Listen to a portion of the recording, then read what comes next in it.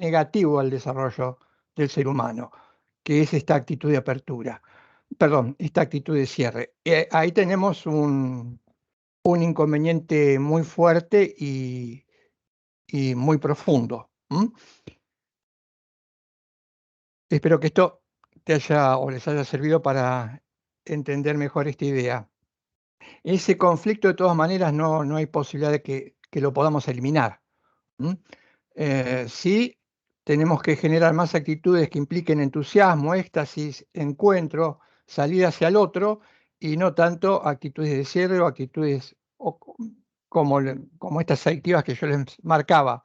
Recuerdo un ejemplo que da López Quintás en uno de los textos, y hablamos del silencio, y hablamos de la necesidad del silencio para escucharnos, en la medida en que cada uno de nosotros nos vinculemos, dando espacio al otro para que se exprese, para entenderlo. Cuestión que también nos cuesta mucho trabajo. ¿Por qué nos cuesta mucho?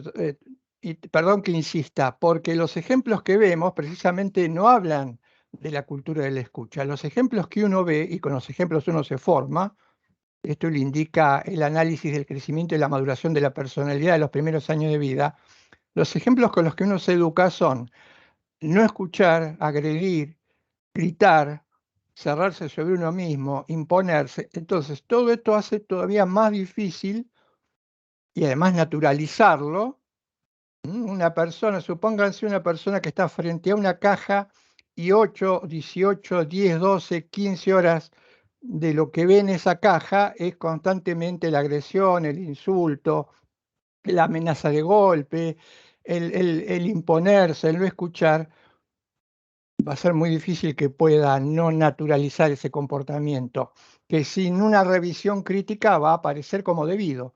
Todos aquellos comportamientos que se repiten una y otra vez, que no pasan por el tamiz y la crítica, los terminamos naturalizando. Así es como a lo largo de la historia occidental hemos naturalizado, por ejemplo, la agresión a otros seres humanos. Por ejemplo, dentro de los marcos de conocimiento que como occidentales tenemos, que son marcos de comprensión masculinistas, hemos naturalizado el desconocimiento y el atropello hacia la mujer, véase, si no, por ejemplo, lamentablemente todas las cuestiones de género, que son también antiguas, muy antiguas, pero que han crecido. Esta sería entonces en parte una respuesta para no ser la de Max extensa. En la clase de ayer, previo a lo que quería contar, hicieron una pregunta que tenía que ver con, si no recuerdo mal, cómo identificar o cómo separar, por ejemplo, si hablamos de amor, respeto, diferencia con la ley. Vamos a tratar de graficarlo muy esquemáticamente porque esto va a requerir un estudio más profundo. Dijimos, el diálogo es parte de la condición humana. Hay, sin embargo, diferentes niveles de diálogo. Hay diálogos que se trazan entre seres humanos de muchísima intensidad y diálogos también que se dan entre seres humanos de menor intensidad. La forma de diálogo más intensa que puede darse entre seres humanos, entre seres personales, es lo que nosotros denominamos amor. Voy a hacer dos disquisiciones, nada más. Este término está muy contaminado por un mal uso, como todos los términos, como les decía ayer, generando en su comprensión reduccionismos. Por ejemplo, este término se asocia básicamente al componente sexual, a la sexualidad, y muchas veces se termina también confundiendo o siendo desplazado por la genitalidad. El amor como vínculo que permite un diálogo, en algunos casos, son gran cantidad de casos, excluye completamente la sexualidad. Por lo tanto, esto implicaría caer en un reduccionismo. Por otro lado, cuando a este término nos referimos, vamos mucho más allá de lo que, esto lo decía Buber, podríamos pensar como el amor como sentimiento subjetivo. Trasciende la idea de enamoramiento, implica un vínculo que se construye trabajosamente con actitudes reales y concretas, para salir, decía Buber, de esa esfera del intimismo, de la intimidad, que no se entienda meramente como un sentimiento, que también implica individualización y no vinculación. Esa es la forma más intensa. Vamos a hablar mucho más en próximas clases. La segunda es el respeto. El respeto es una forma más atenuada, pero de diálogo al fin, muchísimo más atenuada. Solamente un dato importante para que recuerden. Es menos intenso que el anterior, pero puede tenerse concretamente frente o con cualquiera. El diálogo que se genera a partir de lo que nosotros llamamos amor es un vínculo muy trabajoso y tal vez a lo largo de nuestra vida podamos contar o nos sobren los dedos de la mano para hacer referencia a este tipo de diálogo. En cambio, el respeto es una posibilidad de diálogo abierta a todos. Estas dos son comportamientos que permitirían el diálogo, permitirían el desarrollo de nuestras personas. Después tenemos dos actitudes que serían contrarias, las voy a mencionar simplemente, también va a haber un análisis más profundo de esto, que son el poder y la violencia. El poder y la violencia son comportamientos que niegan el diálogo como forma de interacción.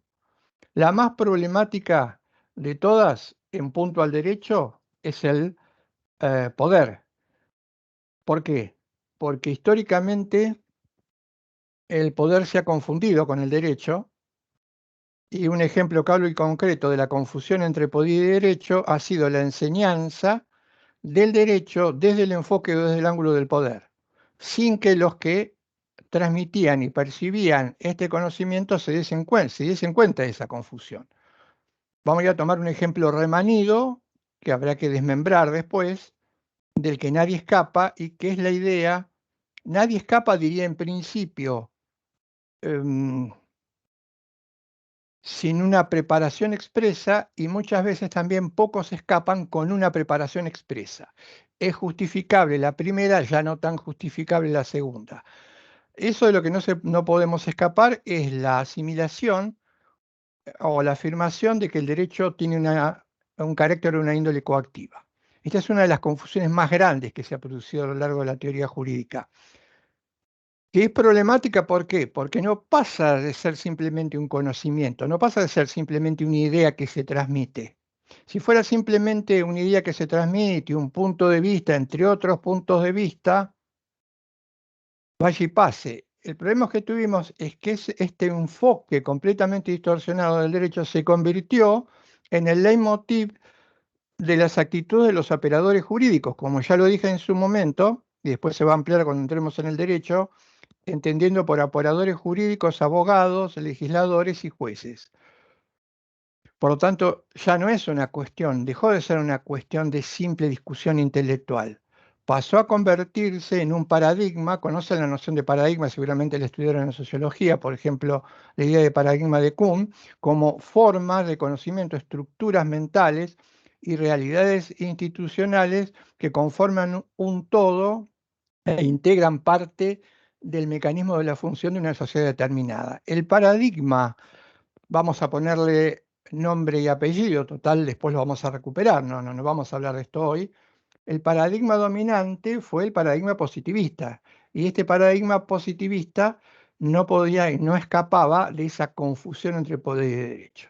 La última violencia, hicimos alguna referencia en la clase anterior, notablemente la diferencia es un comportamiento no dialógico, no dialogal, y además muy superior en intensidad al poder. La violencia es esencialmente negación del otro, el intento de eliminar al otro. Estas dos formas son formas que se oponen al diálogo. Y cuando veamos las relaciones sociales y los vínculos sociales, vamos entonces a descubrir otras características y cómo pueden vincularse o no con el derecho. Esto entonces era para responder, creo, esa pregunta que se me había hecho ayer. Son vínculos, unos propios de la condición dialogal y otros propios de una condición que no lo es, como hacemos referencia, Marina ha hecho referencia, simplemente lo habían mencionado, lo que denominamos trato cosificante. Si esto se entiende, volvamos o hagamos ahora un breve curso, punteo sobre el tema del diálogo. Y me parece, habíamos dicho que la perspectiva dialógica era el resultado de una confrontación, o un choque, un conflicto con la realidad que se había generado en la edad moderna.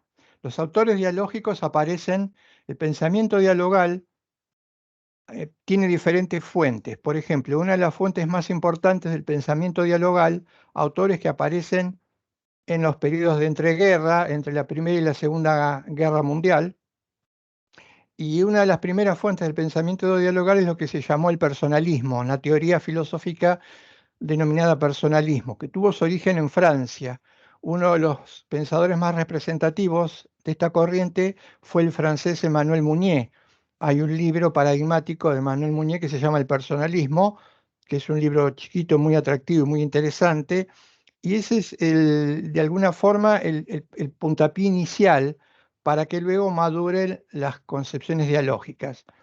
Muy simplemente, la idea de personalismo es tratar de que no se identifiquen cosas que había empezado a ocurrir con la revolución industrial, que no se identifiquen persona con objeto, persona con cosa.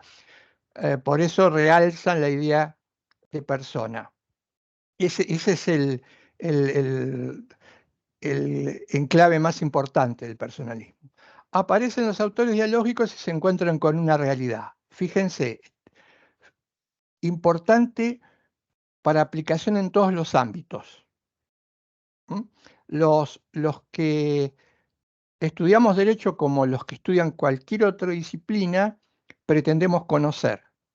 Pero conocer, como decía Aristóteles, es natural, es una tendencia connatural al hombre, pero ya sabemos de alguna manera que no es tan simple, no es tan sencillo, no es algo que se parezca de manera automática, no es abrir los ojos y conocer. Hay muchísimas dificultades. Si lo que pretendemos es conocer y entrecomilladamente la verdad o lo verdadero. Había mucha tela para cortar sobre esto que alguien hizo mención en la primera o segunda clase, pero que es un tema que vamos a ir tocando constantemente. ¿Cuáles son estas dificultades? Nosotros hoy nos vamos a encontrar con dos dificultades para conocer. El camino lo despejaron los pensadores dialógicos, que lo detectaron. ¿Cuál es la principal dificultad? La principal dificultad es que en la edad moderna los modernos producen una escisión significaría un corte, una cisura, una separación en la realidad. Piensen en esto. Si alguien quiere conocer algo que le resulta complejo de entender, ¿cuál cuál sería la recomendación? La recomendación que se nos suele hacer es, de manera analítica, tratar de separar eso que querés entender y no podés porque tiene muchas aristas, porque es muy complejo, tratar de separarlo en partes.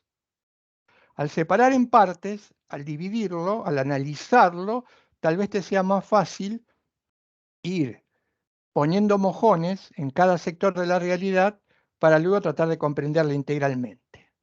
Esto hicieron los modernos. El problema es que cometieron un error insalvable.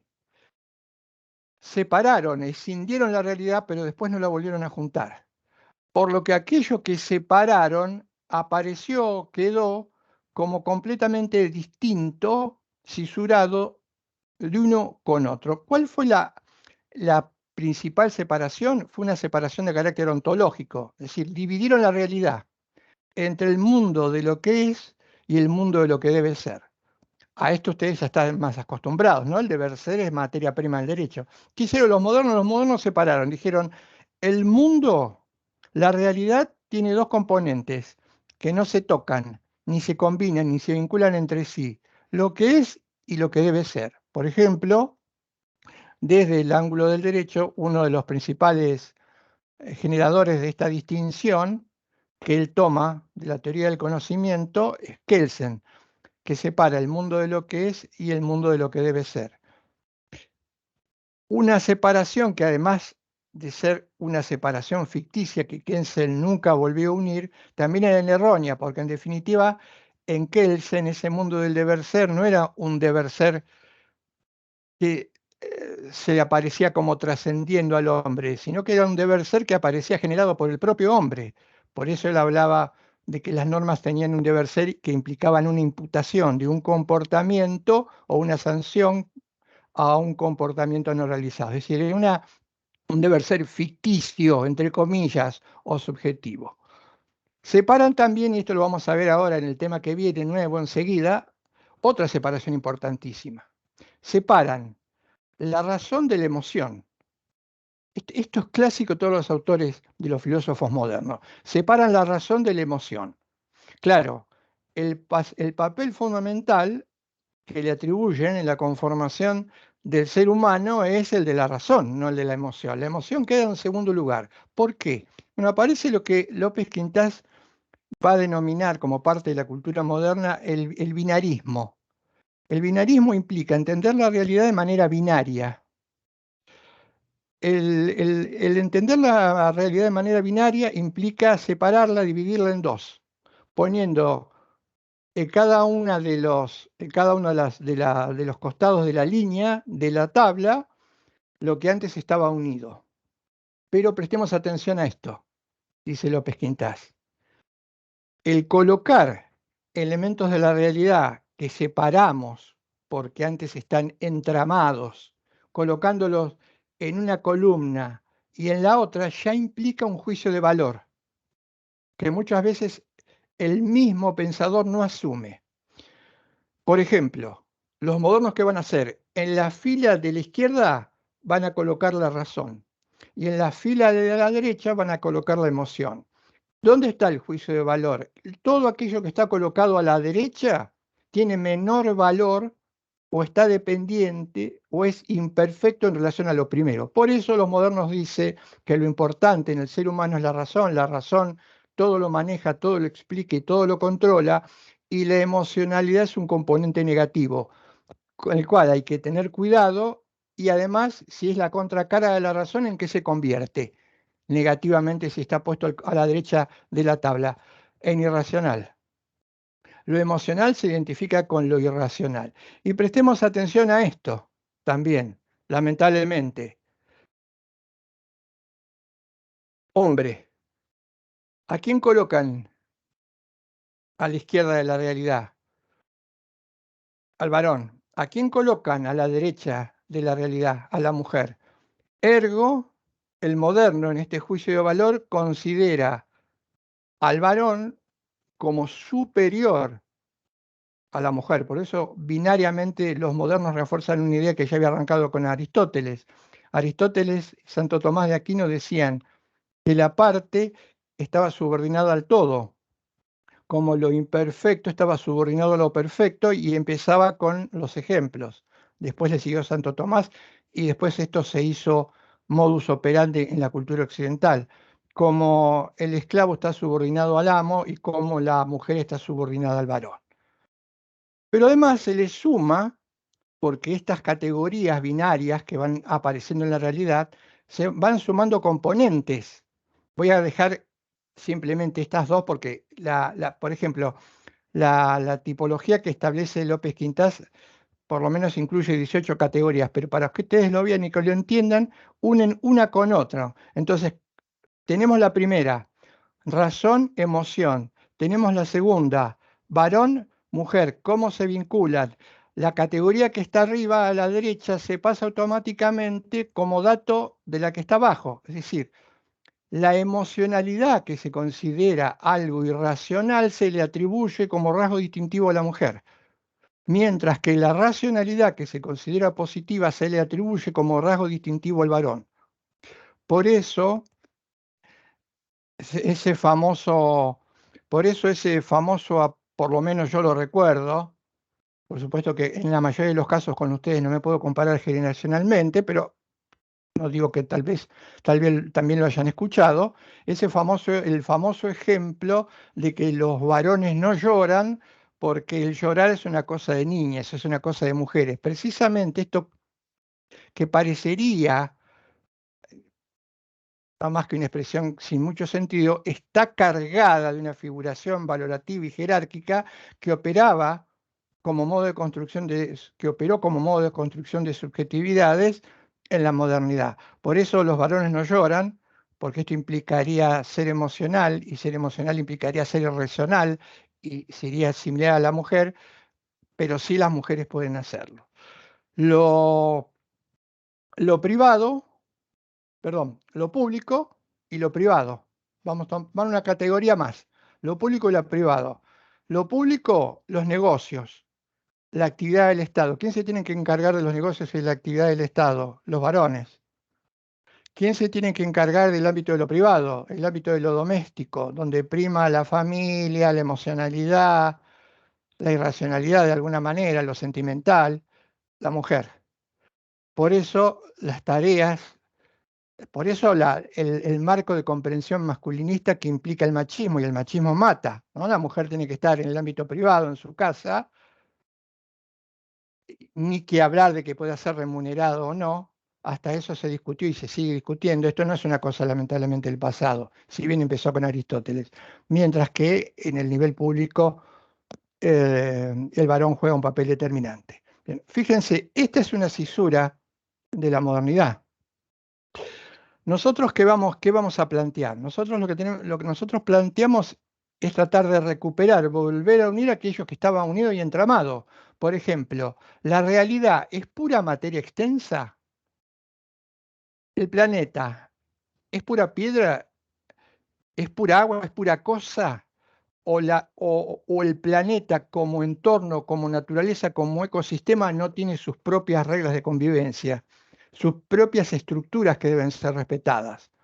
Y que de hecho eran respetadas hasta la modernidad, en donde se vapulea el entorno, ecológicamente hablando. ¿Qué hacen los modernos? Se paran, Descartes dice, la realidad es materia extensa, yo, mi cabeza, es sustancia pensante. Por lo tanto, aparece, y voy a empezar a cerrar la idea, otra dicotomía muy fuerte en el plano del conocimiento, que es separar sujeto del objeto. Todos aquellos que nos enseñan teoría del conocimiento en general o a pensar nos dice, para conocer hay que tener en cuenta que hay dos realidades, el sujeto por un lado y el objeto, es decir, el sujeto, que es el que lleva la delantera, que es el que impone, imprime sus categorías al objeto. Esta concepción está perimida, es errónea y además es perjudicial. En conocimiento no hay sujeto y objeto. Como dice López Quintás, la teoría o el acto de conocimiento para ser real implica pararse ante la realidad como si nos paráramos ante otro sujeto y solo de esta manera vamos a poder tener un ingreso a la realidad y no vamos a estar viendo al mundo, a los demás y a las cosas como meros objetos que pueden ser tratados, maltratados, manipulados, etcétera. Estas cisuras existen, todavía forman parte de los marcos de conocimiento de la realidad y hay que estar muy atento a ello. ¿Mm? Porque precisamente el derecho como disciplina no pudo escapar de estos reduccionismos, de estos binarismos. ¿Mm? Y una última consideración respecto del pensamiento. ¿No? Dijimos que somos seres sentipensantes o pensantes sintientes, y esto lo vamos a explicar ahora enseguida, pero hablamos de pensamiento. Dijimos que hacer filosofía es pensar críticamente. Luypen, que es un escritor holandés, él dice que filosofía es reflexionar sobre la experiencia vivida. No es más que esto. Saquémosle el velo de algo grandioso, reducido a pocos mortales, no útil, tiempo perdido, que se le suele arrogar, a veces no con cierta razón, a la filosofía. Volvamos a lo que marca Luypen, es reflexionar sobre la experiencia vivida. El reflexionar sobre la experiencia vivida lo podemos hacer, lo deberíamos hacerlo, tenemos que hacer todo. ¿Por qué tenemos que reflexionar sobre la experiencia vivida? Porque no queremos cometer errores, porque tenemos que actuar, porque la vida es actuar, es decidir, es moverse, es interactuar. Pero para interactuar bien, para decidir bien, Lo que tenemos que hacer es reflexionar sobre lo que nos pasa. ¿Mm? No es más que esto, que pensar de manera crítica. Pero, ¿dónde está el problema? En los obstáculos a que pensemos de manera crítica. Repasemos estos obstáculos: ideologías, prejuicios, dogmas, ilusiones. Todo eso constituye parte de nuestra cápsula de vida, y eso nos impide acceder al conocimiento. Necesitamos ser inteligentes. Vamos a ver en pocas clases que una condición inherente a la humanidad misma es nuestra capacidad de crítica, para reforzar la idea de pensamiento crítico. Necesitamos ser inteligentes. Ahora, ¿qué significa ser inteligente? Acá hay una confusión muy fuerte. ¿M? Porque la inteligencia, repito, la inteligencia no tiene que ver con habitar en algún lugar del mundo, no tiene que ver con habitar en algún tiempo en el mundo. Es una posibilidad latente en cada uno de nosotros. Veamos la etimología.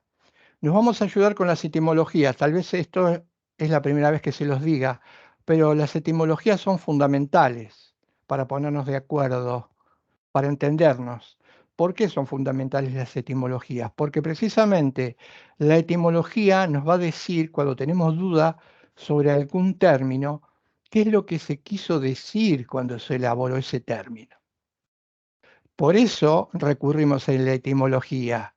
¿M? Si alguien utiliza la palabra blanco para definir el término lentitud, insiste con eso, la única solución es ver la etimología de la palabra blanco, que tendría que ver con un color, con la etimología de la palabra lentitud, para que se dé cuenta que está utilizando al hablar blanco de la lentitud, y que no tiene nada que ver la lentitud con el color blanco. Esto es la etimología. Hoy una tarea para conocer bien es despejar el camino de todos los errores y conceptos vacíos que han perdido su sustancia por utilizarse permanentemente mal y con una significación inequívoca. El más claro de este, lo decía ayer, uno de los más emblemáticos, y atañe al mundo del derecho como disciplina normativa, que tendríamos que despejar, por ejemplo, tarea cíclope, si la hay, pero podríamos ayudarnos con la etimología, es el de la libertad. Pero vuelvo a la inteligencia, etimología y el término inteligencia. Dice Buber, ¿qué significa inteligencia? Viene del latín intellectus, intellectus, leer, leer adentro, leer en profundidad. Ergo, la definición de Buber, sencillísima, pero incontrastable, es: una persona inteligente lo es cuando trata y puede leer la realidad en profundidad. Fíjense qué lejos estamos de esta idea de inteligencia que muchas veces se asocia a la idea de cinismo, pragmatismo, al sofista, a la idea de vivo. Hay mucha confusión. Uno supone que la viveza tiene que ver con la inteligencia, cuando son diametralmente opuestas. Lo mismo que la actitud cínica, que la actitud sofística y la actitud pragmática, que es propio del talante del hombre del mundo contemporáneo. No es nada más ni menos que esto: leer en profundidad. Ahora, para leer en profundidad hay que vincularse con aquello que uno quiere leer. La actitud de separación entre sujeto y objeto que le ponemos a todas nuestras realidades por los marcos que hemos heredado está muy lejos de permitirnos leer algo de manera inteligente. Esto también es un dato a tener en cuenta para, para la formación. Debemos ser inteligentes. Primer dato: respetar, actitud de veneración ante el otro, ante lo que no se conoce, ante lo distinto. Esta es la actitud que nos va a permitir llegar a conocerlo, resolver las problemáticas y ser inteligente, que está al alcance de cualquiera. ¿M? No es necesario haber nacido en alguna parte del mundo que está muy lejos de acá. Eso es una tontería. Esto entonces es lo que quería marcar y puntualizar. Ahora, Marina, Gracias por este espacio de repaso y contestar algunas preguntas que me habían quedado pendientes. Y continuemos entonces con la última antropología. Perfecto. Antes les consulto si tienen alguna pregunta acerca de lo que contó Carlos recién para después no perder el hilo.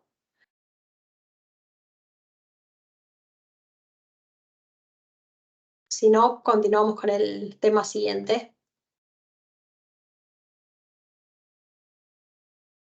Bueno, seguimos entonces. Voy a compartir pantalla.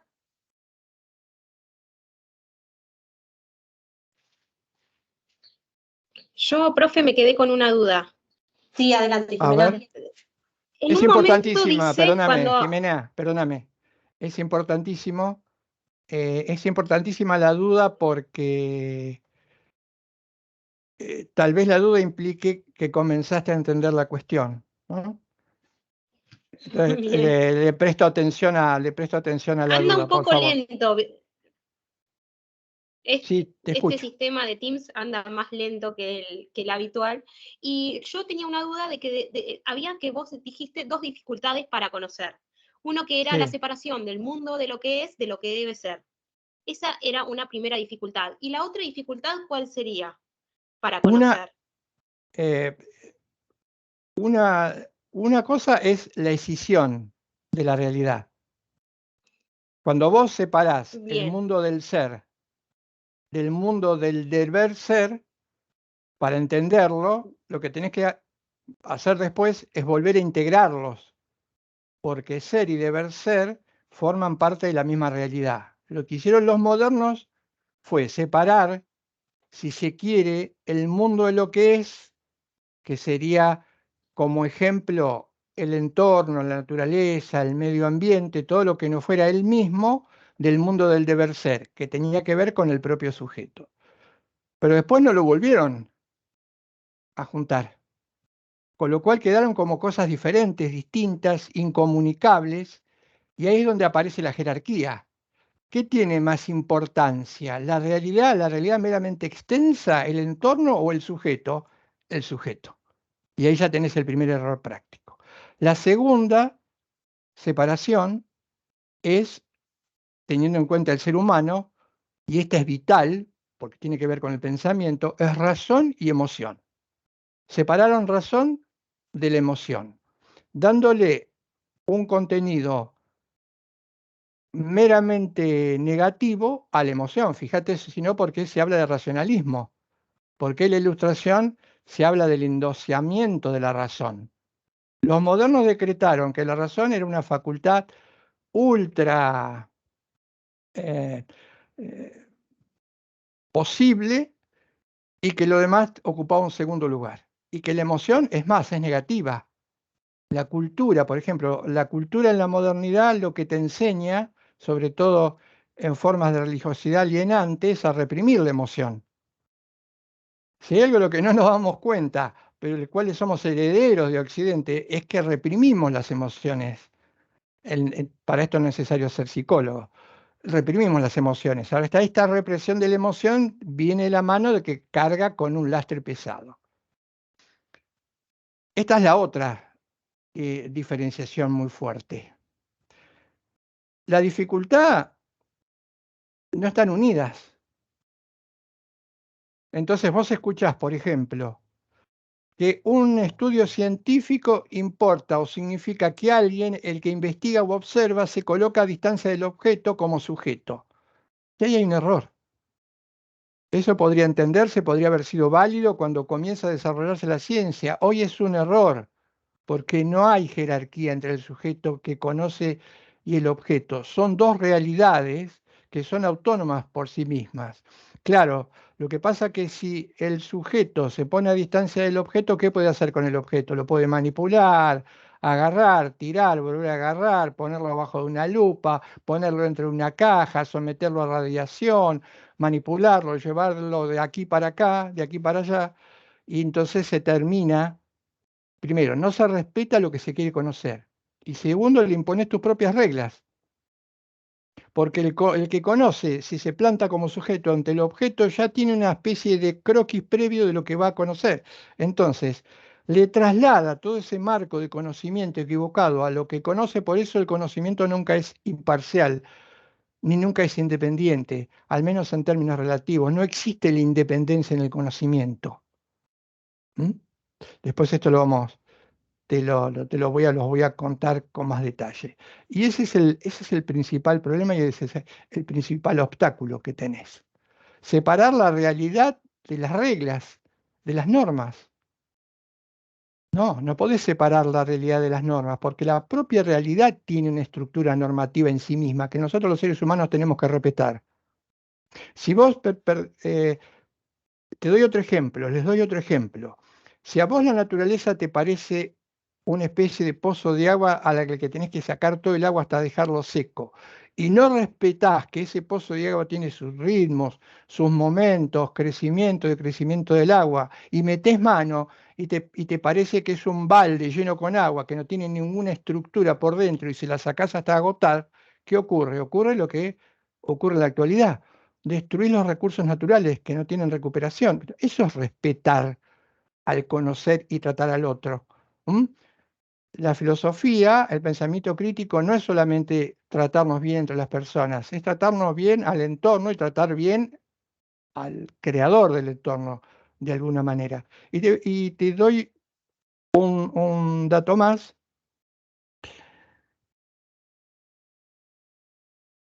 Hoy se habla muchas veces, se dice muchas veces, propio de una consigna individualista, que pensar en términos de libertad implica pensarlas libres de toda atadura.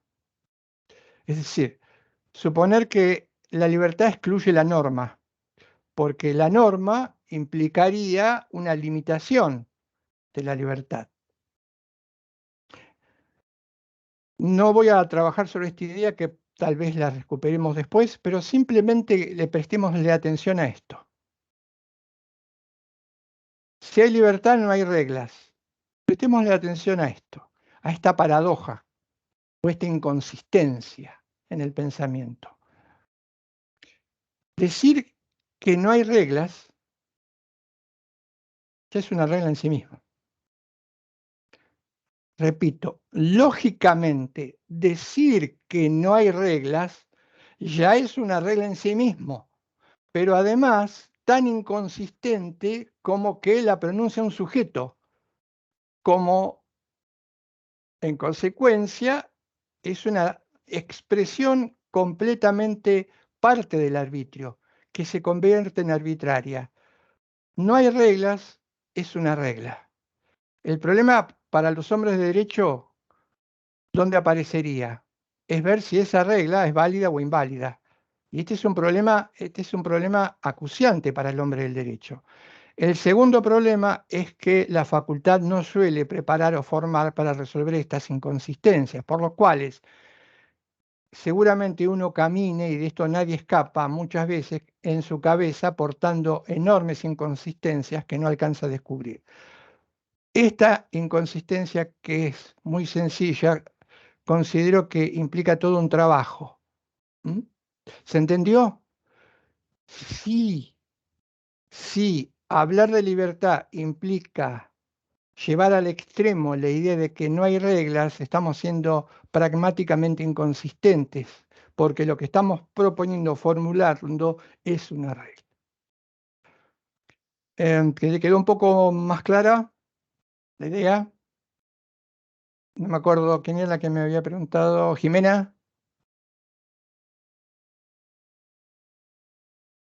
¿Sí?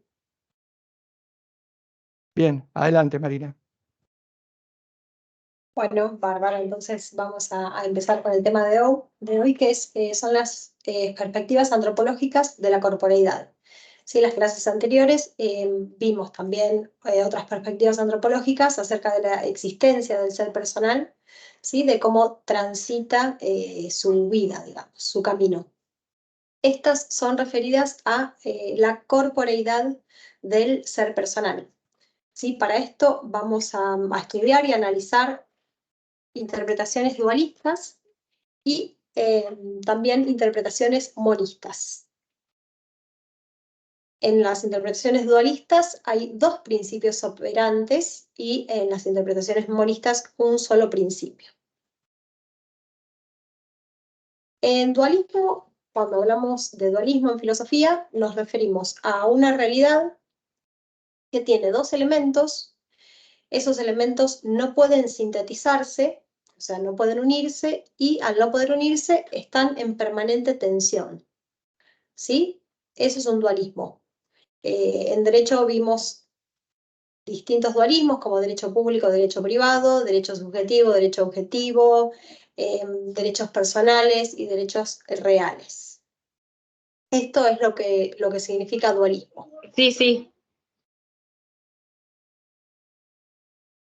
Sí, Jimena, perdón, ¿querías decir algo?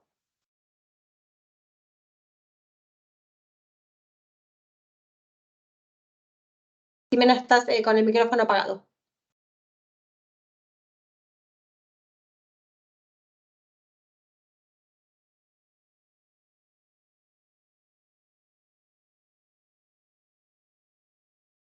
No, están todos los micrófonos apagados, Marina.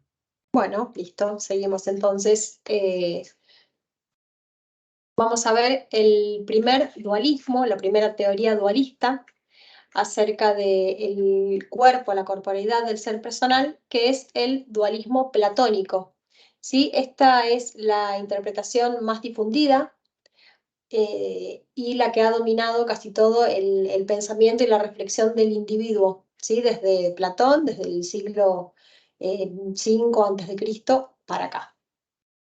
¿Sí? Antes de explicar el dualismo platónico, vamos a explicar un poco lo que es el dualismo ontológico, que también explica Platón, es uno de los más conocidos, no sé si alguno escuchó hablar o si alguno lo recuerda, ya lo nombramos en otra clase, que es, él lo explica a través del mito de la caverna. Platón utilizaba mucho esta metodología, ¿sí? A través de un mito, a través de un relato, después explicaba su filosofía a través de este relato, ¿sí? Él interpreta que el universo... Recién.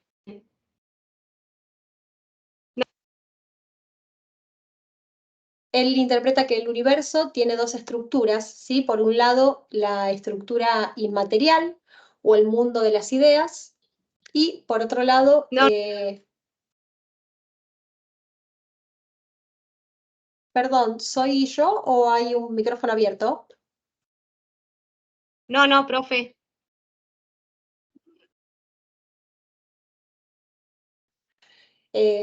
Como les decía, también por otro lado está el mundo material o el mundo sensible, que dice Platón que es la realidad visible. ¿Sí? Este mundo inteligible o el mundo de las ideas está compuesto por ideas, almas y entidades matemáticas. Dice Platón que es el único verdadero, que es la auténtica realidad y que se puede conocer a través de la razón, ¿sí? Este mundo es un mundo inmaterial, es un mundo perfecto, ya que no cambia, es eterno, bueno, es inmutable y es incorruptible. O sea, todo lo que está en este mundo tiene estas características. Por otro lado, está el mundo sensible, que es lo que nosotros vemos, y está compuesto por objetos materiales. ¿Sí? Él dice que bueno, fueron creados por Demiurgo a partir de que era un Dios, a partir de la perfección de lo inteligible. La idea, por ejemplo, les pongo este dibujo que está acá, la idea de árbol del mundo inteligible, Demiurgo realiza o fabrica, crea con la materia un árbol que es lo que aparece en el mundo sensible. ¿Sí? Estos objetos materiales se conocen a través de los sentidos. Dice Platón entonces que este mundo sensible, este mundo físico o material, es una copia imperfecta de aquello que está en el mundo inteligible, ¿sí? O en el mundo de las almas, de las ideas. Estos objetos materiales, a diferencia de lo que ocurre con lo del mundo inteligible, cambian, ya que las cosas nacen y mueren, ¿sí? Es por eso que de ellas solo se puede tener una simple opinión, son objetos de opinión. Cuando vimos también un poco, hablamos del conocimiento y del epísteme, también mencionamos este tema. Todo esto y esta división de la realidad, estas dos estructuras que describe Platón, se traducen o se trasladan también a lo que él cree que es la corporeidad del ser personal, ¿sí? Por un lado, él dice que el ser personal es alma y cuerpo. Seguramente han escuchado esta idea. Él dice que las almas, como todas aquellas entidades que están en el mundo inteligible, son eternas, son perfectas, no cambian, y son es la auténtica realidad del ser humano. Por otro lado, el cuerpo, como todo lo que está en el mundo sensible, cambia, nace y muere, ¿sí? Es finito, es corruptible. Él traslada todas las características de lo que está en el mundo de las ideas al alma del ser personal y todas las características de lo que está en el mundo sensible al cuerpo. Él dice que esta, bueno, es la doble dimensión del ser humano, tiene esta doble dimensión. Entonces, para él, el cuerpo es un compositum. Nosotros somos alma y cuerpo. Dice que las almas vivían en un mundo que se llamaba Topus Uranus, que estaba más allá del último astro, y que por alguna razón que no se conoce, esa alma era castigada y encerrada en un cuerpo. ¿Sí? Platón ve al cuerpo como la cárcel del alma. Las almas, mientras estaban en el mundo inteligible, podían percibir las virtudes, tenían la virtud de conocer directamente. En cambio, ahora que están en el cuerpo, necesitan para conocer de los sentidos, los cuales son, pueden ser engañosos, ¿sí? Entonces, decíamos que el cuerpo para Platón es corruptible, es finito y es mortal. En cambio, el alma es incorruptible, es infinita y es mortal. Dice Platón que el alma es la auténtica realidad del ser humano. Nosotros somos almas encerrados en un cuerpo, que el cuerpo es nuestra cárcel o nuestra tumba, dice él. El alma es preexistente, es decir, él dice que el alma nunca nace y nunca muere, ¿sí? Tenía la virtud de la intelección de las esencias, percibían las esencias directamente y son condenadas a vivir en un cuerpo. El cuerpo, cuando las almas están en él, pueden conocer a través de los sentidos. Solamente se puede tener de las cosas una simple opinión, ya que los sentidos son engañosos. Y también siempre están atadas a las limitaciones del cuerpo, ¿sí? Desde los engañosos que pueden ser los sentidos, a también hasta el cansancio físico y demás. Todo eso también influye en este intento de conocer que tienen las almas. El cuerpo entonces es concebido como la cárcel del alma, y además dice Platón que el alma transmigra, ¿no?, por distintos cuerpos hasta cumplir su condena. ¿Y qué quiere un prisionero? Siempre quiere escaparse y liberarse, ¿sí? Entonces dice Platón que las almas lo que quieren durante todo el tiempo que están en ese cuerpo es escaparse. ¿Y cómo lo hace? Él dice que hay dos maneras. Por un lado, la filosofía, que es una salida transitoria, ya que es una tarea que permite captar las esencias de las cosas, ¿sí? Intenta llegar a un conocimiento a través de la razón, que es lo que pueden hacer las almas. Y por otro lado, y una salida definitiva, es la muerte. Nosotros, cuando Cuando morimos, el cuerpo desaparece y el alma vuelve a este mundo de las almas, ¿sí? Ya que ellas nunca aparecen. Acá vamos a hacer una aclaración que con respecto al suicidio, Platón sostenía que el suicidio no era una salida porque dijimos que las almas tienen esa posibilidad de migrar en otro cuerpo, ¿no? Entonces él decía que ante el suicidio iba a caer en un cuerpo mucho peor. Entonces él no propone el suicidio como salida, eso siempre lo aclaramos. Esta razón de que el alma vuelve al mundo de las almas después de la muerte es la razón por la cual es una teoría tan difundida a lo largo de los siglos en Oriente y Occidente de la mano del cristianismo, ¿sí? Porque da un consuelo respecto al problema de la muerte, ¿sí? Pensar en eso, en que cuando nosotros nos morimos, el cuerpo es el que muere y el alma se va al cielo, como muchas veces habrán escuchado seguramente, es un consuelo frente a esa angustia existencial que tenemos los seres humanos acerca de qué hay después de la muerte, ¿sí? Y esta creemos que es la razón por la cual esta teoría fue tan difundida. Pero también tiene consecuencias negativas en orden a la vida y a las consecuencias de ver al cuerpo como una cárcel, ¿sí? Esta teoría hace también que el trabajo intelectual sea más importante que aquel realizado con el cuerpo, porque el trabajo intelectual pareciera, ¿no?, que es el que se realiza con la razón, con el pensamiento, es mucho más importante que el realizado por el cuerpo. Al ver el cuerpo como una cárcel, todo lo que hace el cuerpo se baja de rango, digamos. Si al cuerpo no se lo respeta, todo lo relacionado a la estética corporal queda de lado o se concibe como superfluo. Y esta concepción también ayudó a la expansión del capitalismo, ¿sí? Porque como lo importante es el alma y no el cuerpo, el obrero podía trabajar las horas, todas las horas del día si total el cuerpo no importaba su cansancio, no importaba su deterioro físico, sí, lo importante era el alma.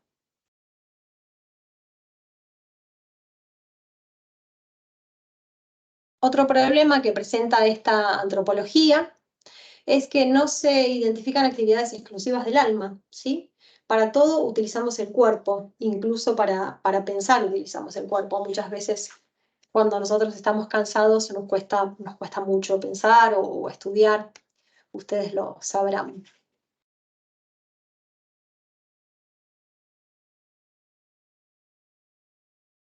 Ahora vamos a ver el dualismo cartesiano, que es también otro dualismo de la mano de Descartes, que estuvimos viendo ayer. Descartes un poco con las ideas de Platón, él también ve al ser humano como un compositum, como dividido en dos, ¿no? Por un lado, él dice que nosotros somos cuerpo y razón, ¿sí? La razón, que es el alma, el pensamiento y la mente, tiene casi las mismas características que tenía el alma, ¿sí? Es lo más importante. Para él, la razón es lo más importante y es nuestra esencia, es lo que somos.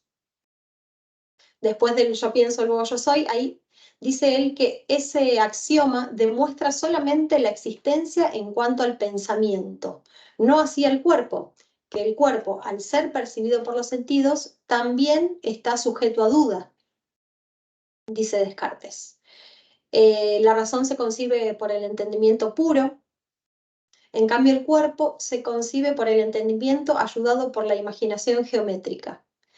¿Sí? Descartes dice que el cuerpo es un simple mecanismo que está sometido a las leyes de la física, ¿no? Él dice que es como un reloj el cuerpo. La razón es la que manda, la razón es lo que somos nosotros, nosotros somos pensamiento y el cuerpo es como que nos ayuda a hacer, ¿no? A hacer las cosas que queremos.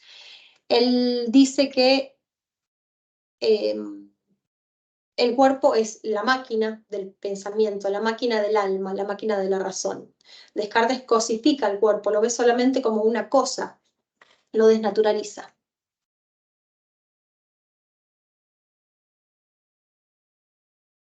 Dice él que el cuerpo, bueno, es radicalmente diverso del alma, es una realidad que existe y funciona en virtud de principios organizativos propios y puramente materiales, que se explica en base a movimientos mecánicos de los átomos, ¿sí? A las leyes de la física.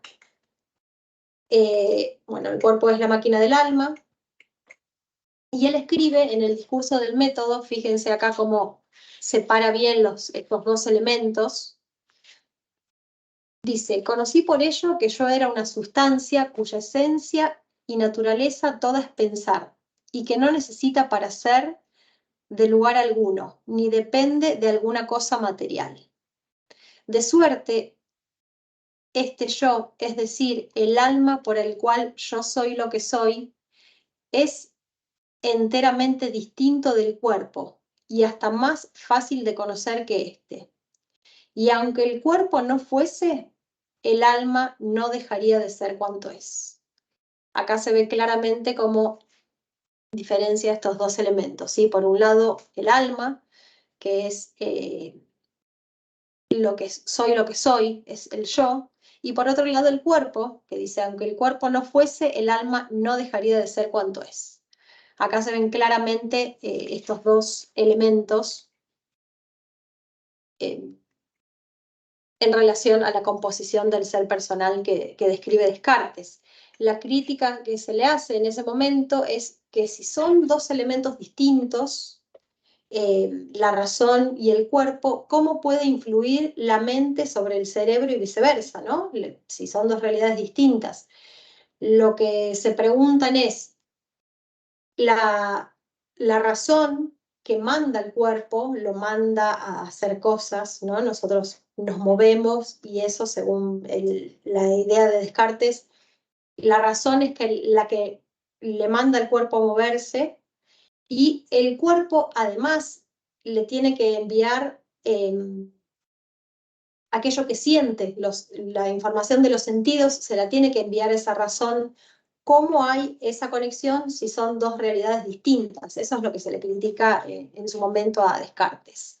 Él posteriormente escribe un libro que es Tratado del Hombre, en el 62, mucho más adelante, y él explica que existe una conexión entre el cuerpo y el alma, que es la glándula pineal, ¿sí? Que es una glándula que está en el cerebro. Él dice que a través de esa glándula existe esa conexión entre el cuerpo y el alma, pero sigue defendiendo que el ser personal está compuesto por estos dos elementos. Aunque reconoce cierta influencia en uno y en otro, sigue diciendo que son dos elementos distintos. ¿Sí? Entonces, concluye que el cuerpo y el alma se relacionan entre sí, pero son dos realidades diferentes.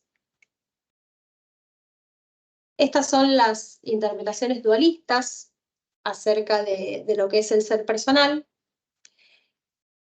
Y a raíz de eso surgen también las interpretaciones monistas, ¿sí? Que tratan de superar estos dualismos y sostienen que el ser personal está compuesto por un solo elemento. Existe un solo elemento operante. Por un lado, existe el monismo idealista, que dice que nosotros solo somos almas o espíritus, el principal exponente Hegel, y que reconoce que la creación del mundo, bueno, está hecha por un Dios o una idea absoluta, y que la realidad solo existe en nuestra conciencia, dice él, ¿no? Que todo el mundo material, la existencia, es todo percepción de nuestra mente, de nuestra conciencia. Este es el dualismo quizás el más difícil de sostener porque digamos que la presencia del cuerpo es innegable, ¿sí? Entonces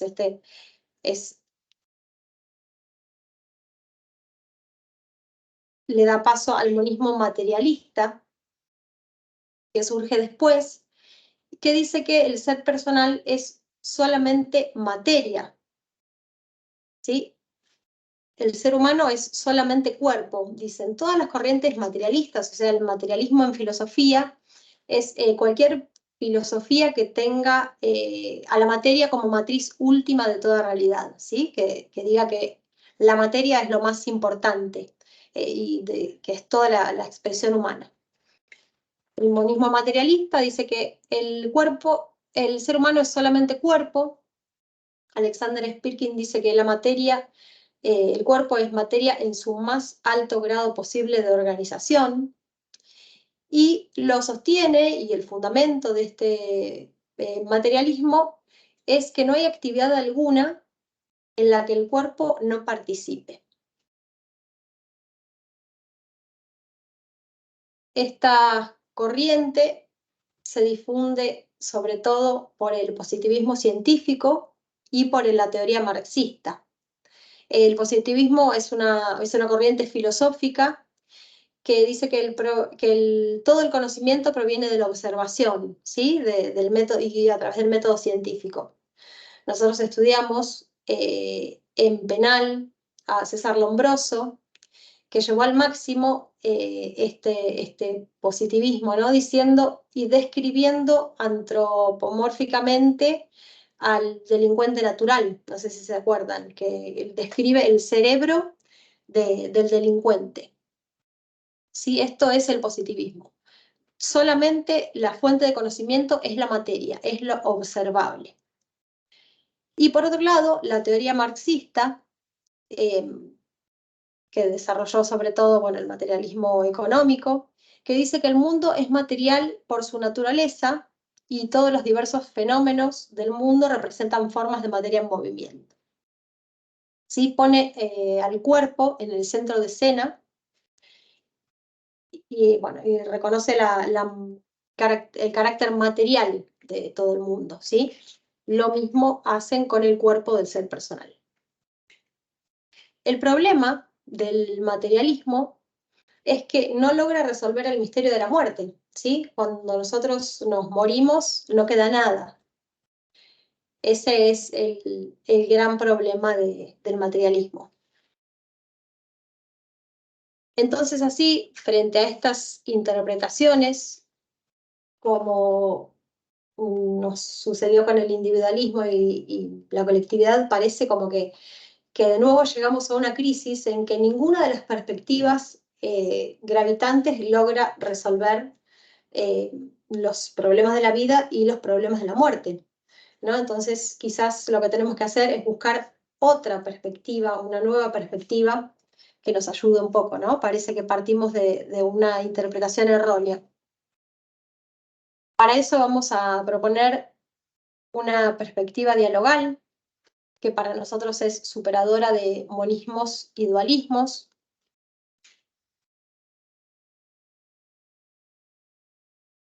Lo primero que tenemos que ver y que hacer es pensar en el cuerpo como nuestro cuerpo, ¿sí? Como el cuerpo que somos, no como algo distinto a nosotros.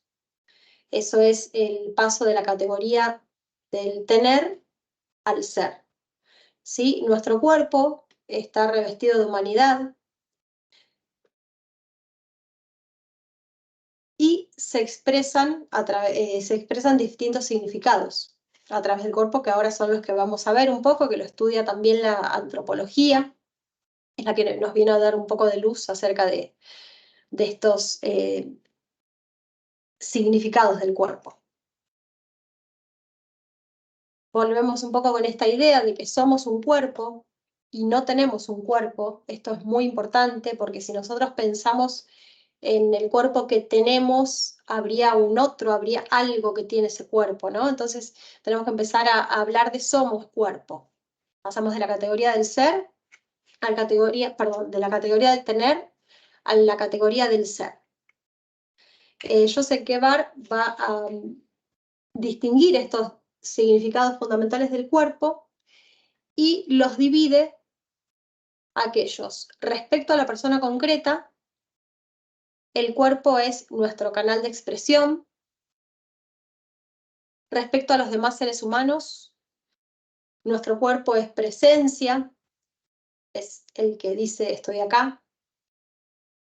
Fíjense qué importante es cuando hablábamos del diálogo, ¿no? De esa llamada, ya con la sola presencia, nosotros decimos que estamos acá, ¿no? Exigimos ese respeto, esa atención, esa responsabilidad frente al otro.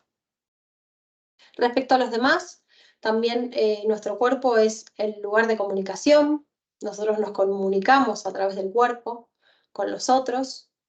También, bueno, es un medio de reconocimiento del otro. Y con respecto al mundo material, el cuerpo es origen de instrumentalidad. ¿A qué nos referimos con esto? Que nosotros utilizamos los instrumentos con nuestro cuerpo. No significa que nuestro cuerpo sea un instrumento, sino que todos los, no sé, la computadora para hablar con ustedes, la cámara para comunicarme con ustedes, todo lo manejo con mi cuerpo. Eso es el cuerpo como origen de instrumentalidad. Con respecto a la expresión, decíamos recién que no hay comunicación alguna sin expresión que lo acompañe, ¿sí? Nosotros nos comunicamos a través de la palabra, de los gestos, de una mirada, y todo eso lo vemos con el cuerpo, ¿sí? Nos expresamos con nuestro cuerpo. Por otro lado, nuestro cuerpo es presencia, como decíamos recién, es el que dice acá estoy. Y esto lo podemos entender un poco más como si pensamos en la ausencia total, ¿no? Que es la muerte, que es, eso anula toda posibilidad de conexión con el otro. Por otro lado, el cuerpo es apertura, todo nuestro cuerpo está abierto para el encuentro, es una invitación constante al diálogo, decía Negri, ¿sí? Manos para tocarnos, boca para hablar, oídos para escucharnos. Por otro lado, el cuerpo es principio de instrumentalidad, es lo que explicaba recién, que nosotros utilizamos todos los instrumentos con nuestro cuerpo para comunicarnos con los otros. Y también el cuerpo es nuestro límite. ¿A qué nos referimos con esto?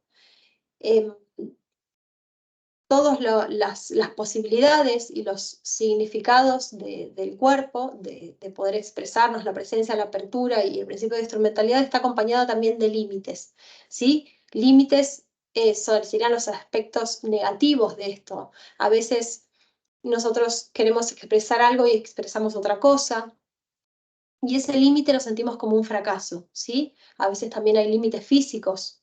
Quiero llegar de una esquina a otra de un solo paso y no puedo. Ese es el cuerpo como límite y nosotros lo vemos como un fracaso. Es el aspecto negativo de todos los demás que serían los aspectos positivos. Pero ¿qué pasa?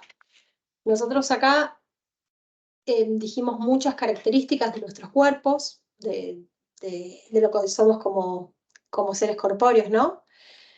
Pero ahí nos agota toda nuestra realidad. Existe algo más. Todos estos significados del cuerpo, la expresión, la presencia, la apertura, el principio de instrumentalidad y el límite, siempre son ante el otro que me quiere, ¿sí? Nosotros nos expresamos y quizás si yo estoy triste o yo estoy contenta, ustedes se pueden dar cuenta, siempre y cuando me conozcan y me quieran, ¿no? Quizás uno que no me conoce no se da cuenta. Lo mismo que la presencia, con cuántas personas, no sé si están yendo a la facu, pero con cuántas personas se cruzaron hoy. Con muchísimas personas. Pero con cuántos amigos, ¿sí? La presencia siempre es ante el otro que me quiere. Seguramente se cruzaron con muchísimas personas y no repararon en que estaban ahí, ¿sí? En que estaban presentes. Pero sí se encontraron con un amigo, frenaron, lo saludaron, charlaron un rato. Siempre la presencia es ante otro que me quiere. Lo mismo que la apertura, nos abrimos ante alguien que nos quiere. El principio de instrumentalidad también, y el límite también. ¿Sí? Nosotros Cuando sentimos ese fracaso, es ante el otro que me quiere. Por eso Negri decía que quizás a ese otro haya que llamarlo alma, ¿sí? Nosotros no somos solamente un cuerpo, sino que el otro nos constituye. El otro también es una parte muy importante de nuestra persona. Él siempre decía que en el encuentro con el otro, ahí aparece el alma. ¿Sí? Cuando me encuentro con el otro, me animo. Y cuando me desencuentro con el otro, me desanimo. Acá volvemos a ver cómo el otro es una parte constitutiva de nosotros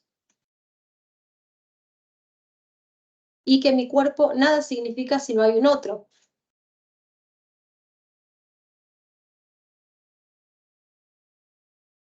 Ahora, el gran problema o la pregunta que surge, que les debe surgir a todos, es cómo se resuelve con esta perspectiva el problema de la muerte.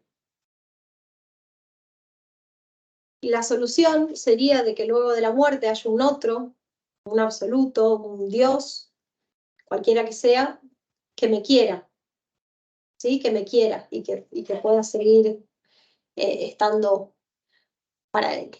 Eso es, decía Negri, es un acto de fe, ¿sí? No, la prueba es imposible, no se puede probar.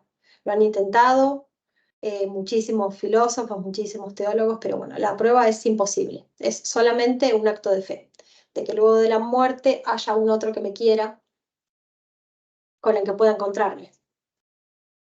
Esta perspectiva es la perspectiva del ser personal como unicidad. No es un dualismo, ya que no se dan lo que contábamos antes, ¿no? No hay dos principios que están en permanente tensión y no pueden unirse. No tiene esa característica, ¿sí? Entonces, no es un dualismo, sino que es la perspectiva del ser personal como unicidad. Estas fueron las perspectivas antropológicas acerca de la corporeidad del ser humano. No sé si tienen alguna duda.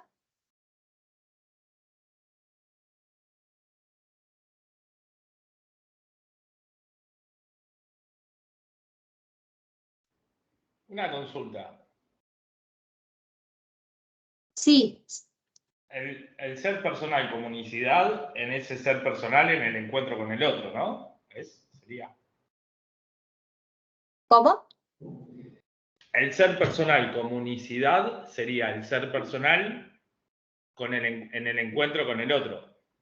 Sí, exactamente.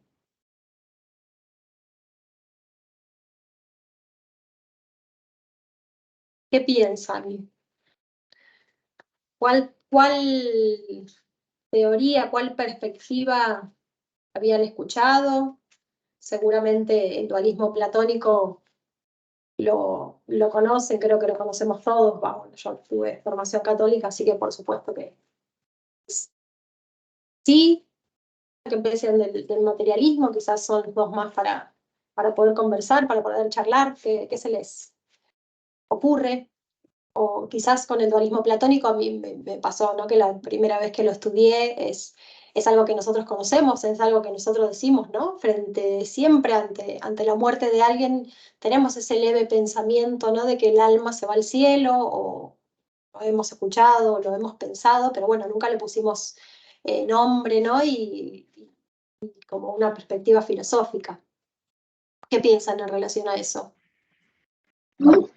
Yo creo que acá lo que surge con esta nueva perspectiva es lo que decía el profesor, es que el salir un poco de los paradigmas y pensar un poco más críticamente.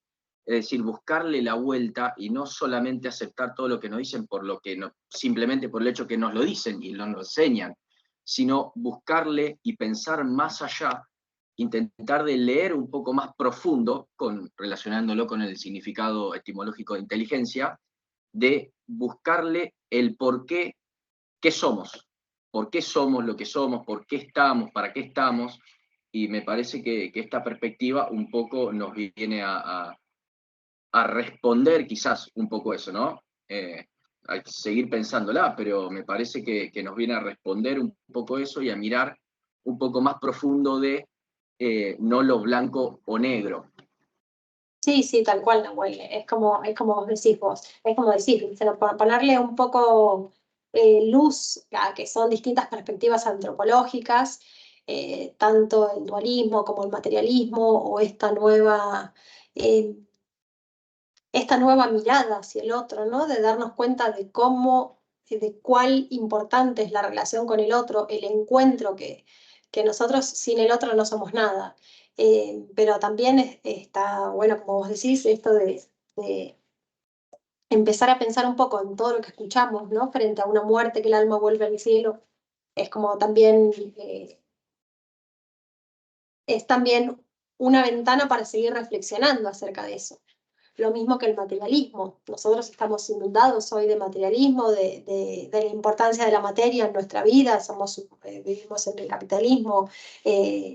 No deja de ser un mundo individualista, como contaba Carlos, en donde lo material está enfatizado, es muy importante. Entonces, también pensar un poco en eso y en que después de la muerte, siguiendo esa perspectiva, no hay nada más. También qué nos surge, qué nos despierta con todo eso.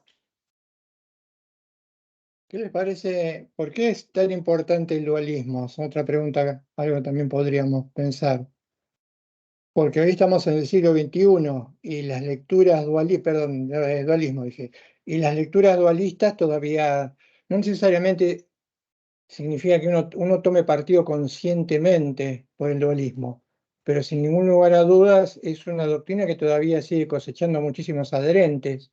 Más allá de lo que dijimos, ¿por qué les parece a ustedes que el dualismo persiste en el tiempo? No estamos hablando del siglo XXI y estamos hablando de una lectura que es anterior al comienzo de la era cristiana. Dejando de lado el tema de que pueda resolver el problema de la muerte, que sea una especie de sosiego. ¿Por qué es tan difícil desprenderse del dualismo? ¿Qué tendría? Debe tener algo de interesante, algo que nos lleve muchas veces sin darnos cuenta a pensar también de manera dualista. Yo lo asocio a la dominación, ¿no? Al capitalismo, al querer creer, por ejemplo, decía, a veces uno cuando escucha, ay, si Dios quiere y consiga trabajo, Dios no, es decir, hay un Estado, hay personas que tienen que lograr que esa gente consiga trabajo. Entonces por ahí, eso de decir que Dios está y que si todo lo que se hace porque Dios quiere, porque si Dios quiere, creo que es una manera de dominar, ¿no? a las personas. Sí, sí, seguramente eso también forma parte de nuestra realidad. Pero veamos, sí, adelante, por favor. Sí. Disculpe la ignorancia. Para mí es porque el dualismo en el día a día estamos en esa función, estamos decidiendo, es dual, toda nuestra vida supongo que es dual, elegimos, es blanco, es negro, elegimos, vamos para arriba, vamos para abajo. Creo que durante el día tenemos muchas cosas dualistas que tenemos que estar eligiendo constantemente. Por eso me parece que la corriente dualista sigue. Es que no tiene un freno, porque siempre va a seguir, porque el ser humano siempre va a tener que estar eligiendo. Perdón por la ignorancia, ¿no? No, está bien. Todo, la cuestión es problematizar. Porque creo que el ser humano tiene también esta tendencia hacia la polarización y creo que por sí estos pensamientos terminan influyendo en lo que es la persona en sí misma y a su vez hay una retroalimentación. Actualmente siempre hubo esta polarización o dualismo, ya sea por ejemplo en la vida política, en la tensión o dualismo entre el Estado de Derecho y el Estado totalitario, donde, por ejemplo, doy un contexto histórico. En la Argentina, cuando gobernaba la democracia, hasta el día de hoy, todavía tiene tensiones a la hora de tomar decisiones políticas con medidas autoritarias. Pero, o por ejemplo, en 1976, cuando estábamos en plena dictadura, no dejaba de tensar todavía el Estado de Derecho cuando, por ejemplo, nos vinieron a visitar las organizaciones de derechos humanos. Siento que esto es el claro ejemplo de esta puja constante que se da en la vida del hombre y de la mujer. Bien, sí, adelante. Lo que tenemos en manera terrenal y corporal nos parece muy poco comparado con lo que se nos ofrece en el mundo de las ideas o en el mundo de los sueños o en el mundo de las religiones o lo que sea. Entonces es la zanahoria que nos lleva adelante. Es interesante porque eso tal vez lo veamos más adelante, es una manera de motivar a caer en exceso en las motivaciones de carácter religioso para aceptar determinados estados de cosas en el mundo. Cuando vos exagerás respecto a la motivación, por ejemplo, lo que estás planteando, una especie de mundo sin sufrimiento, también estás tratando de generar una cobertura sobre algo que tal vez es un estado de cosas que tal vez es insoportable. Había un pensador cristiano que decía que es muy difícil esto porque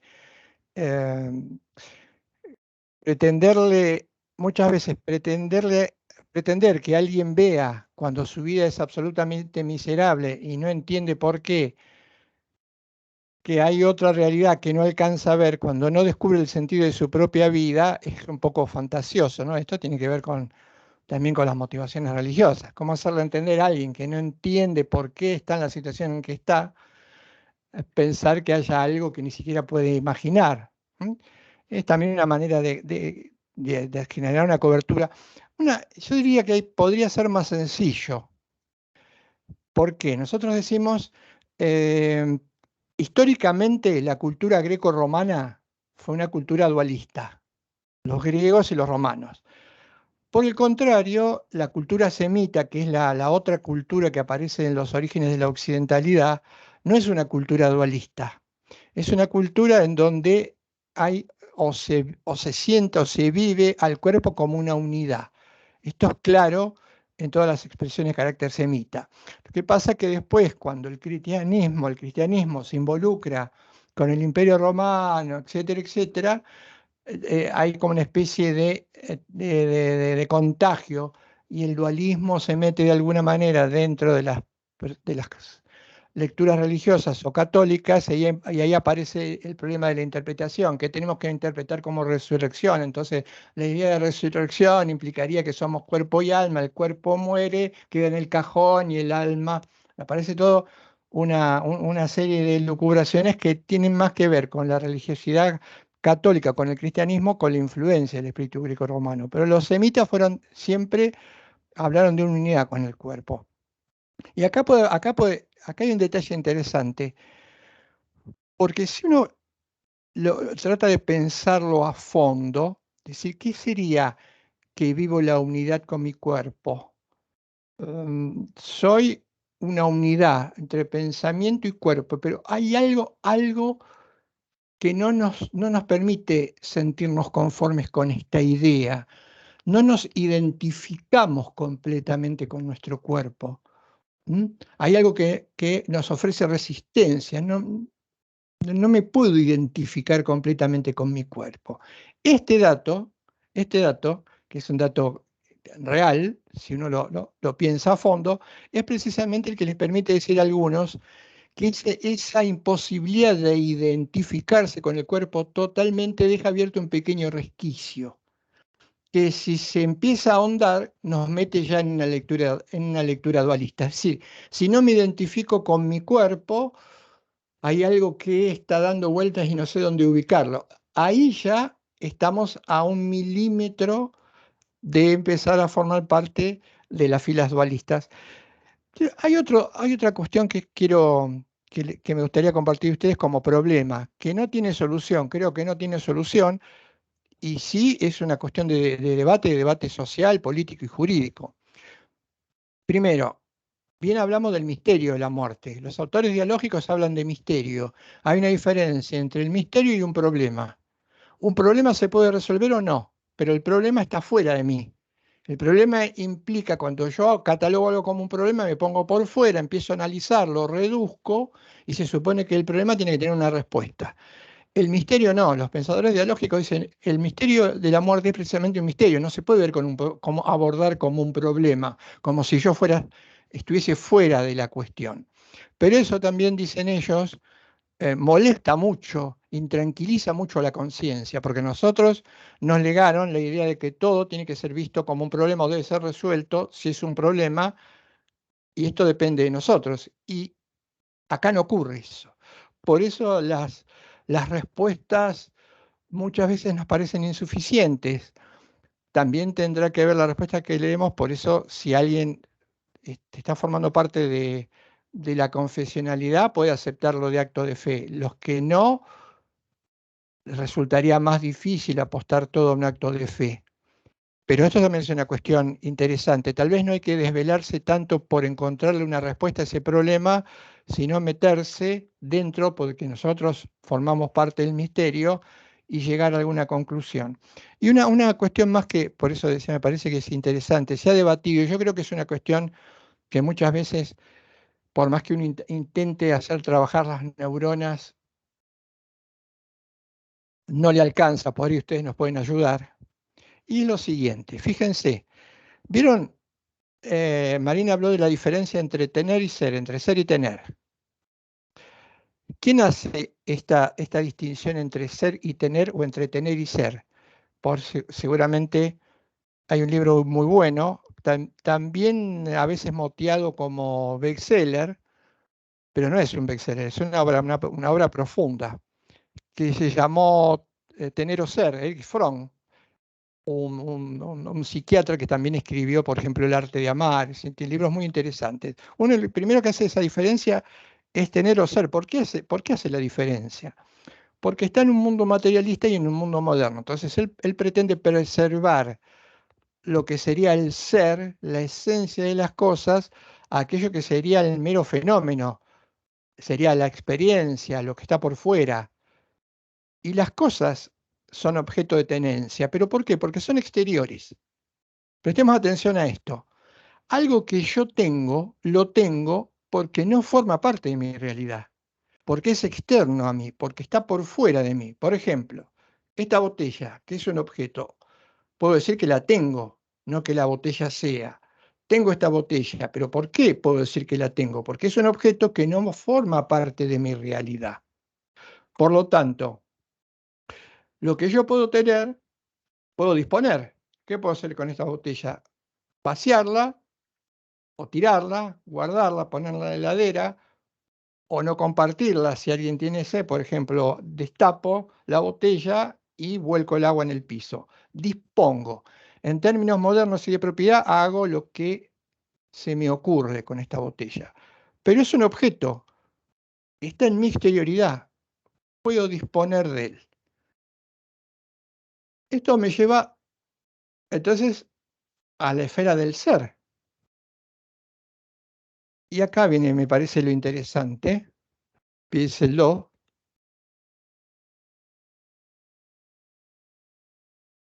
Un brazo forma parte de mi realidad.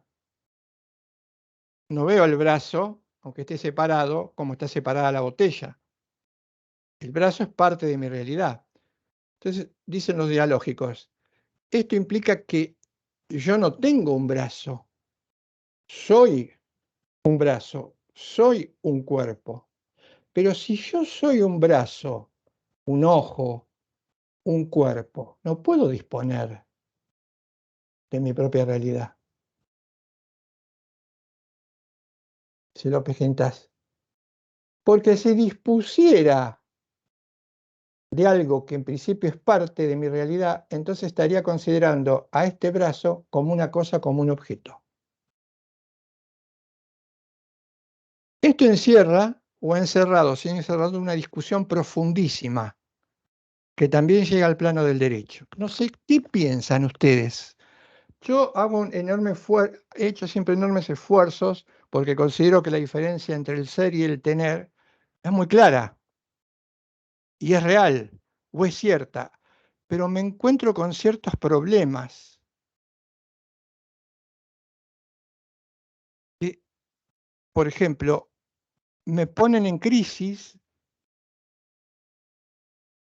si es que yo acepto la idea de que puedo disponer de mi cuerpo, porque entonces estoy viendo a mi cuerpo como un objeto. Esta discusión es una discusión que está latente en el mundo. Nosotros hemos tenido discusiones de este tipo con argumentos variadísimos, pero el problema es que la discusión no se cerró y de hecho no se cierra la discusión porque después, como resultado de la discusión de este tipo de cuestiones, se elaboran reglamentaciones que no se cumplen o intentan no llevarse a la práctica o no se respetan.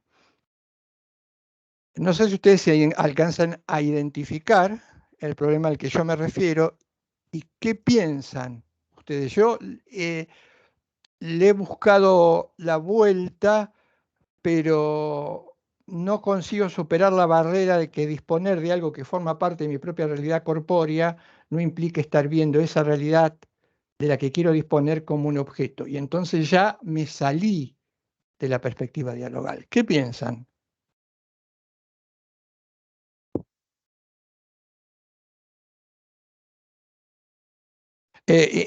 Aclaro, no es que traigo este ejemplo con el afán de que se resuelva, no lo vamos a resolver.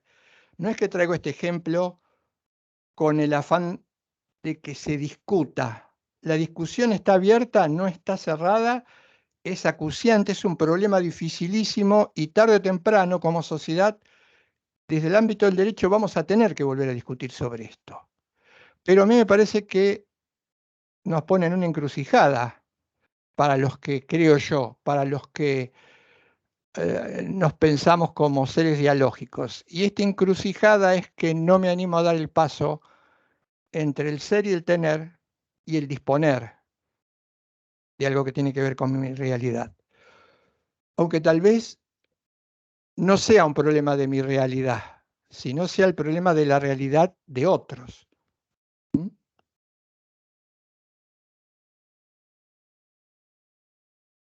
¿Qué piensan? ¿Conocen la discusión? Creería que sería del aborto, ¿no? Exacto. Bueno, ahí entraríamos, me parece, en una parte materialista también, porque estábamos hablando de que nuestros cuerpos también lo podemos entender como que está determinado, ¿no? No sé, es medio complicado, profe, el tema, como usted lo plantea. No, claro. Yo planteo, no pretendemos darle una solución. Tenemos que darnos cuenta que hay muchos problemas y problematizaciones que no son tan fáciles de resolver, que son un desafío. Lo único sencillo es si tenemos dos posibilidades. No admitir que sea válido la diferencia entre ser y tener. Si no es válida la diferencia entre ser y tener, tal vez el problema no se presente. Ahora, como lo dice una importantísima literatura occidental de pensamiento en el último siglo y medio dialógico, si aceptamos la diferencia entre ser y tener para evitar el problema de la objetivación y de la cosificación, entonces estamos ante digamos, ante un intríngulis difícil, porque puedo disponer de mi propio cuerpo. Si dispongo de mi propio cuerpo, estoy considerando mi propio cuerpo como un objeto, por lo cual ya me salí de las líneas del personalismo, del diálogo. Y me gustaría, por eso le digo, me gustaría dar este paso, pero la resistencia que ofrece pensar de esta manera es muy intensa. Y la cuestión no está resuelta y no la vamos a resolver, pero no presten, ahora alguien quería hablar, ahora le doy el paso. No desconozcamos esto. Cuando hay desacuerdo en problemas como tenemos muchos socialmente hablando, y un profundo desacuerdo, también ponemos o se puede poner en jaque el derecho. Y además puede ocurrir algo, cuando el desacuerdo es tan profundo, probablemente después haya enormes resistencias, rechazos al cumplimiento de lo que surja como resultado de esa discusión, que en este caso puntual existen y existen en la República Argentina. Es un problema que invita a pensar, ¿no? Si alguien creo que quería hacer un comentario y yo justo lo escucho. Yo. ¿Y por qué no pensar que siempre se pensó que el cuerpo era una cosa? Es una de las posibilidades. Porque cuando hablamos de la fuerza de trabajo, siempre se utilizó como una cosa, como algo, como una herramienta. Claro, si vos lo ves desde una óptica materialista, esto podría ser cierto. Ahora, costó muchísimo trabajo diferenciar la persona de las cosas, porque precisamente hace hace poco tiempo se trataban a las personas como objetos, como cosas, y eso era de lo que trataba de resolverse. El más crudo materialismo invitó, como decía Marina, invitó con la preservación de que el cuerpo era una cosa que podía separarse de la mente, se le decía al explotado que podía trabajar las 24 horas, total, mientras pensara, estaba en condiciones de hacer la tarea, y que el cuerpo pasaba a un segundo plano. Todo esto precisamente se hizo a fin de no caer en esta idea cosista.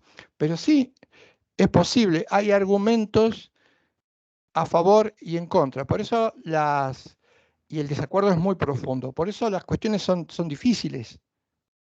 Por eso el pensamiento crítico también tiene que aflorar. Y muchas veces aún el mismo pensamiento crítico no nos da una respuesta. Por ejemplo, nos ponen ante algo crucial. Evitar el sufrimiento, por un lado está evitar el sufrimiento,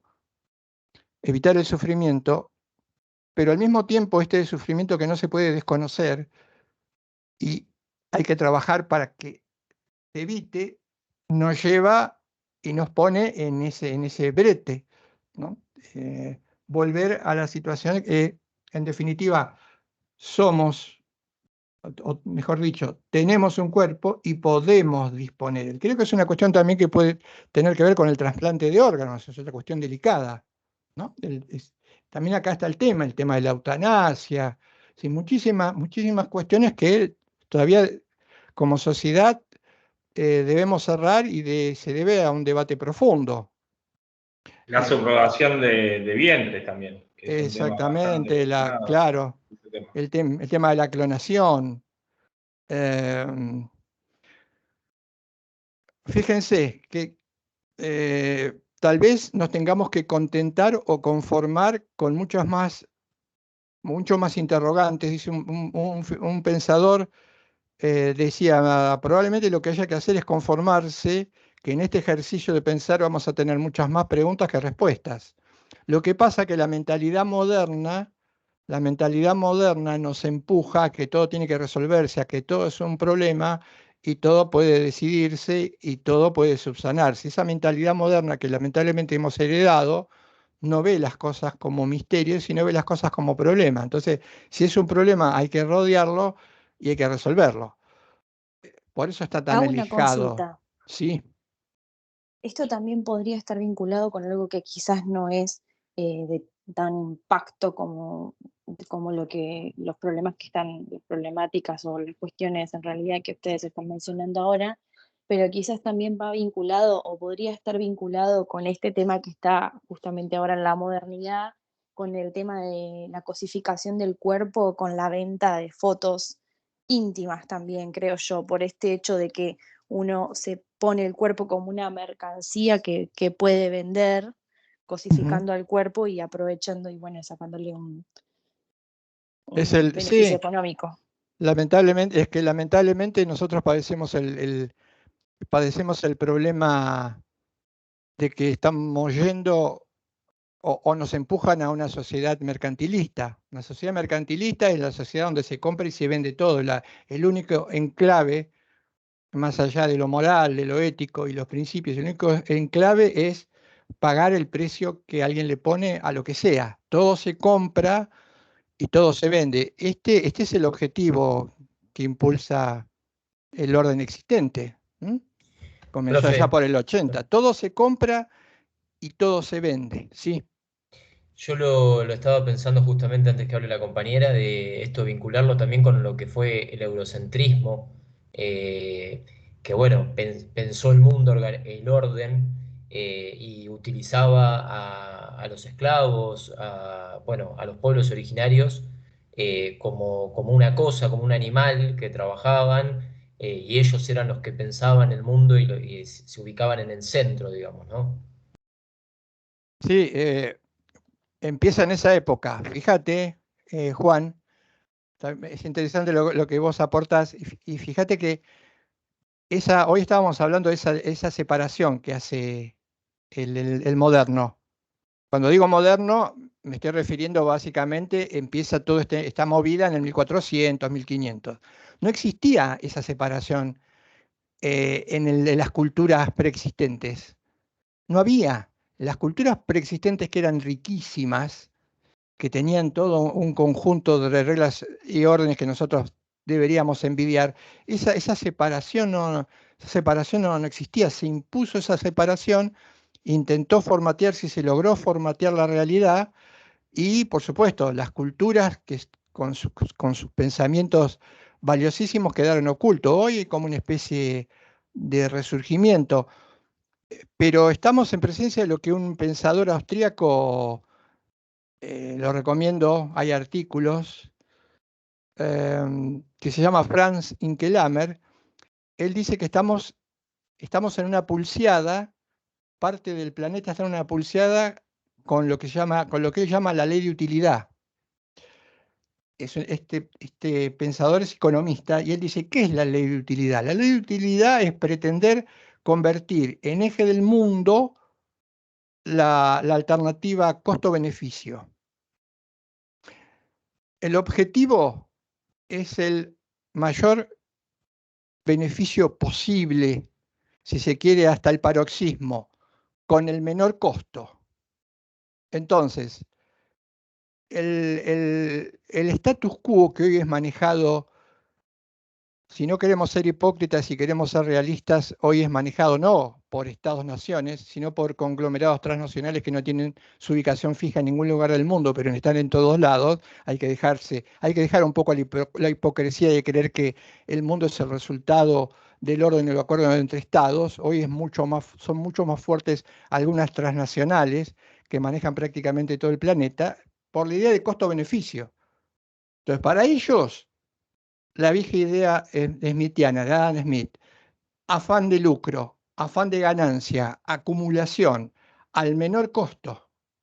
Pero dicen que Inkelammer, aunque la extracción de lo valioso en la realidad implique, por ejemplo, desmalezar o tirar abajo todo el Amazonas. Entonces, él pone, y él da una imagen gráfica que también se puede percibir en la respuesta que le estamos dando a los problemas climatológicos, ¿no? Nos reunimos y después salimos diciendo que no podemos hacer nada, o que vamos a hacer algo dentro de muchos años, ¿no? Ese tipo de declaraciones de personas que de alguna manera tienen que conformar el orden. No hacemos nada, no pasa nada, no ocurre nada, es mentira, va a pasar dentro de 20 años. Más allá de ese negacionismo, él dice, tiramos abajo el Amazonas. ¿Por qué? Generando ruptura del ecosistema, aparición de vientos, de inundaciones, de sequía, de hambruna. Lo sufrimos nosotros con el cambio climático, concretamente por nuestra cercanía con Brasil, lo sufrimos nosotros, fenómenos que antes no existían. ¿Por qué? Y porque da ganancia a la madera.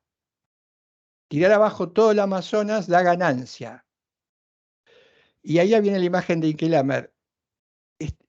Están tan ensorbecidos por la idea de ganancia que él piensa que el mundo hoy se puede graficar como una especie de árbol, una persona que está en una de las ramas que todavía quedan del árbol haciendo fuerza con un serrucho. Esta es la imagen que ofrece Inkelammer, ¿no? Puede parecer cómica, puede ser trágica, pero es real. Estamos parados sobre una rama y seguimos haciendo fuerza con el serrucho, a ver si le podemos sacar un beneficio económico a esa rama, y cuando esa rama se corte, caeremos en un vacío del que no vamos a poder volver.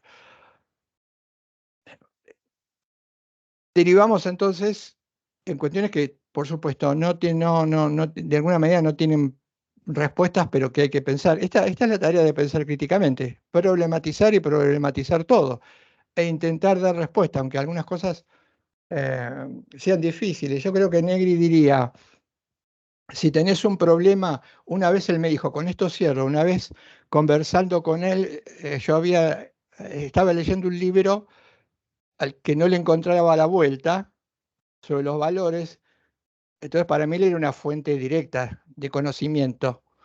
Y digo, mira, Héctor, no le encuentro la vuelta a este libro, hay algo que no entiendo. Y él me vio cara de preocupado, cara que yo le ponía esfuerzo, lo leía, lo pensaba y lo repensaba, y él me dice, mira, no te voy a dar una respuesta a tu pregunta porque no la tengo, pero por ahí lo que vas a tener que hacer es cambiarle vos la pregunta que le haces al texto. Y tenía razón. ¿Sí? No te puedo dar una respuesta, sí puedo decirte que tal vez le tengas que hacer una pregunta diferente al texto. Y a partir de esa reflexión, después con el tiempo pude entender un poco mejor el texto, ¿no? Nos ofrecen respuestas fáciles a todas las cuestiones que precisamente por ser fáciles después derivan en tragedia. Tal vez esta es una cuestión que tengamos que asimilar a nuestra herramienta o caja de pensamiento crítico. No les estamos diciendo cómo pensar, sino de qué manera pensar correctamente. El resultado final dependerá del esfuerzo que cada uno de ustedes haga, que podrá ser coincidente, podrá no serlo, podrá ser similar, podrá ser diferente, pero en definitiva, sí, hoy somos 86 ahora. Somos 86 personas pensando y tal vez pensemos todas diferentes. ¿Saben qué tendríamos que hacer? Empezar a hacer. Tratar de juntar o armonizar todas las respuestas, aunque sean disímiles. Tal vez armonizando todas las respuestas disímiles podemos encontrar un camino a las soluciones y sacarnos la idea de que alguien diga cómo hay que pensar. Marina, entonces creo que podemos dar por cerrado la charla de hoy. Sí, por supuesto, y si después les surge alguna inquietud acerca de lo conversado, a veces viste que cae un poco tarde la información o tardan en reflexionar, nada, acá estaremos mañana para evacuarlas, por supuesto. Bueno, agradecer como siempre estar acá y bueno, nos vemos mañana. No, mañana con un nuevo tema. Gracias por su Gracias. participación. Muchas gracias. Hasta luego, gracias. Hasta luego.